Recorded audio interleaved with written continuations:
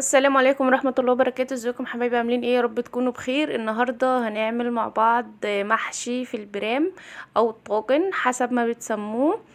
اولا كده صلوا بينا على النبي. معايا هنا بسم الله ما شاء الله زي ما انتم شايفين كده. المحشي معايا هو كده بعد ما استوى. انا بس بحط لكم الفيديو كده علشان تشجعوا كده ان انتوا تشوفوا الفيديو للاخر. انا معايا الطاجن دوت انا جايباه جديد لسه اول استعمال. الصراحه جايباه ب50 جنيه مطلي هو الراجل قال لي كده، قال لي مطلي بالسيراميك علشان يستحمل النار من على البوتاجاز من فوق. انا اول مره استخدمه والصراحه يعني ما كانش هو حلو، بس انا حطيته على النار وهو بقى ما عرفش. هو الراجل قال لي لا هيستخدم على النار عادي، ما يعني عايزه تحطيه على النار في الفرن عادي لانه مطلي بالسيراميك وكده ومش هيجرى له حاجه. بس طق مني مع اني انا كنت مهديه النار جدا علشان يستوي براحته، بس قدر الله ما شاء فعل. هو طق مني. وان شاء الله هنعمله هعمل لكم فيديو. انا هصلحه في البيت. لو عايزين ان انا اعمل لكم فيديو على القناة اكتبوا لي في الكومنتات. وانا ابقى اما اعمله اصور لكم فيديو بيه. هو انتوا لو ملاحظين الشرخ جنب الغطا كده، مش عارفة باين شايفينه ولا لأ. بس هو عشان بقى بعد كده يقولك بقى على البوتاجاز من فوق، مش على البوتاجاز من فوق ما تحطوهوش، لان مفيش بقى، مع ان انا جايباه تقيل وانتوا شايفين السمك بتاعه قد ايه، يعني المفروض يستحمل، بس قدر الله ما شاء فعل. انا بقى هعمله في البيت ان شاء الله.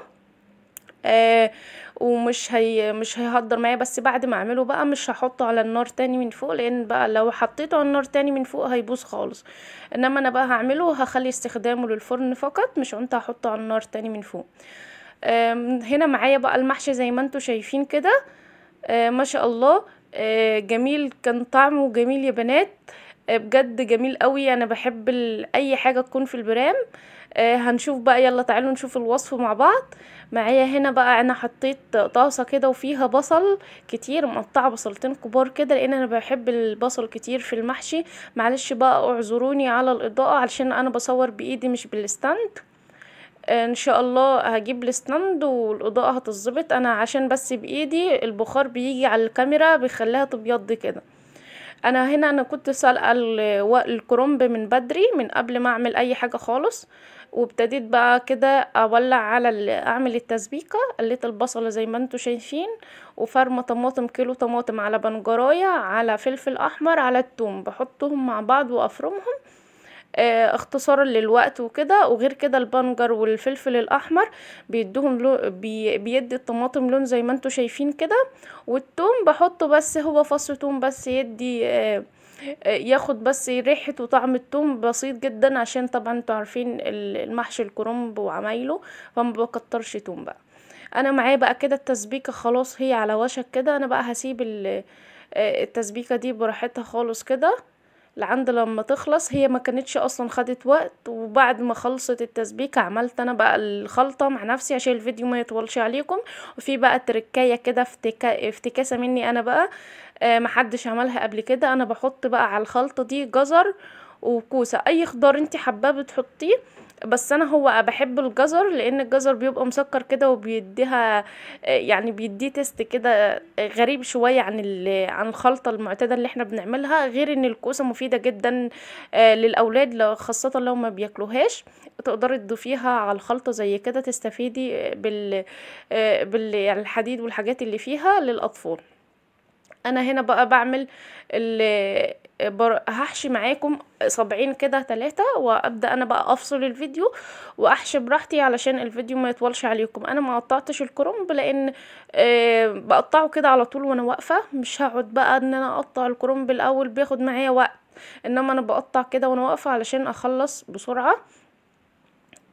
زي ما انتوا شايفين كده هقطع بس ورقتين كده واحشي صابع كده او 2، وهروح انا بقى احشي واخلص وبعد كده هرجع معاكم.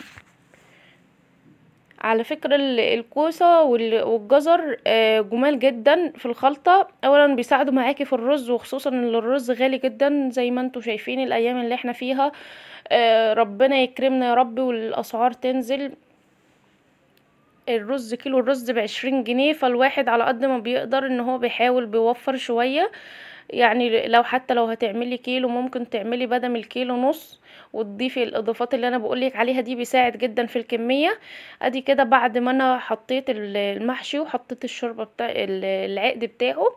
فاكرين ما كنت عامله فيديو تقسيمه الفراخ وقلت لكم ان انا الهياكل مش برميها علشان بعمل بيها مرقه وكده. اديها بقى بتنفعني في ايام زي كده، ما يكونش فيه بقى، ما بعملش لحوم طبعا، مش هنقدر على طول ان احنا نعمل لحوم من الاسعار اللي انتوا شايفينها اللي ولعت دي. فانا بعمل على طول محشي. يعني مثلا في الاسبوع ممكن اعمل مرتين مره. فمش هقدر ان انا اعمل ما كل اعمل محشي مثلا اعمل لحوم او كده.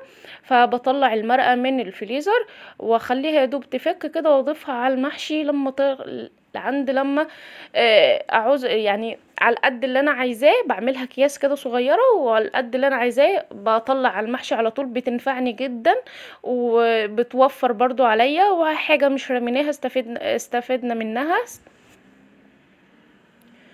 معايا كده بقى بعد ما المحشي عملية خلص. جدا يا على بنات، فكرة خصوصا ريحته ان انت كانت مثلا لو جميلة. مش عاملة لحمة او عاملة حلو حاجة في قوي الزمن يعني، لو جربتوه. المحشي كرنب بالذات في البرام جميل.